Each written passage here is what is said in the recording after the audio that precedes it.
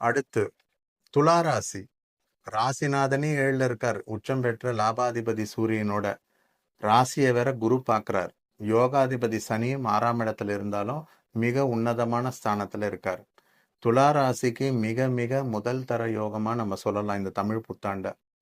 So குரு ராசியை பார்க்கறதும், ராசிக்கு அதிபதி சுக்கிரன் மேஷத்துல இருந்து ராசியை பார்க்கறதும், செவ்வாய் சனி 6ஆம் இடத்துல இருந்தாலும் இன்னும் ஒரு மாதத்துல செவ்வாய் விலகி மே மாதத்துல மேஷத்துக்கு வர்றதால எல்லா கிரக நிலைகளும் சிறப்பா இருக்கு. ராகு கேது கூட பாத்தீங்கன்னா, கேது லாபஸ்தானத்துல இருக்கார், ராகு 5ஆம் இடத்துல இருக்காரு. ஸோ துலா ராசி நேயர்கள் இந்த தமிழ் புத்தாண்டு ரொம்ப சிறப்பா இருக்கு.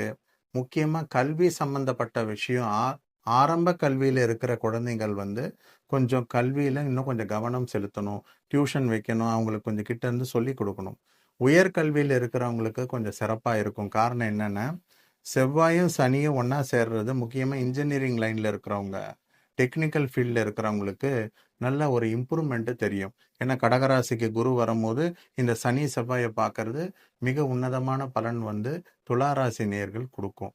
ஸோ துளாராசி நேயர்களுக்கு இந்த தமிழ் புத்தாண்டு வந்து ஆரம்பத்துல இருந்து முடிவு வரை மிக சுபமா இருக்கு.